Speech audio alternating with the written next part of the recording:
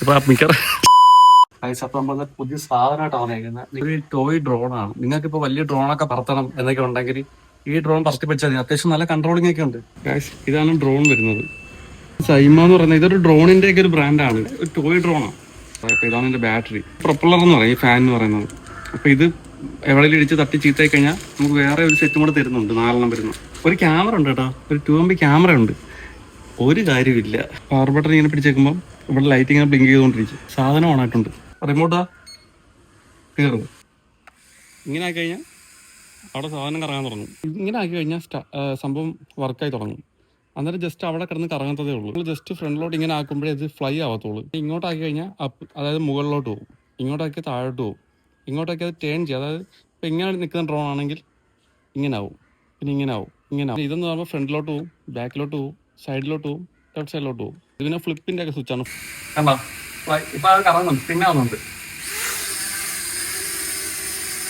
നമ്മൾ വേറെന്താ ഞാൻ ചെയ്തില്ല. എന്താ റിമോട്ടിലൊന്നും ചെയ്തില്ല, തനിയെ പൊങ്ങി പോവാ.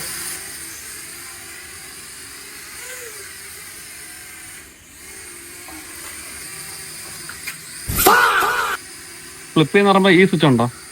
ഈ സ്വിച്ചിൽ നമ്മൾ ഇങ്ങനെ എടുത്തിട്ട് അപ്പൊ നമ്മളെ മാഡിയാണ് വീഡിയോ എടുക്കുന്നത്. ഇപ്പൊ ഞാൻ കറക്റ്റായിട്ട് പറത്തി കാണിച്ചു തരാം. എന്നിട്ട് ഞാൻ അവൻ്റെ കൊടുക്കാം.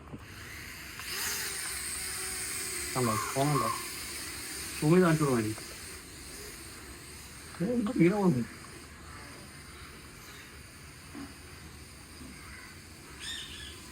സംഭവം ഇങ്ങനെ ഇത്രേ ഉള്ളൂ.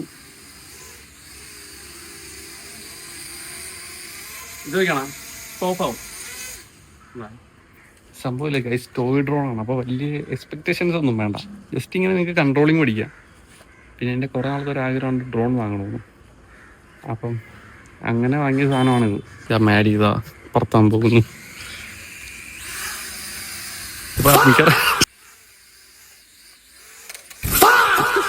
മാഡിക്ക് ഈ ഒരു സാധനം എങ്ങനെ പറത്തണമെന്ന് അറിയത്തില്ല. അതിനപ്പുറത്തെ അയ്യത്തായിരിക്കുന്നത്.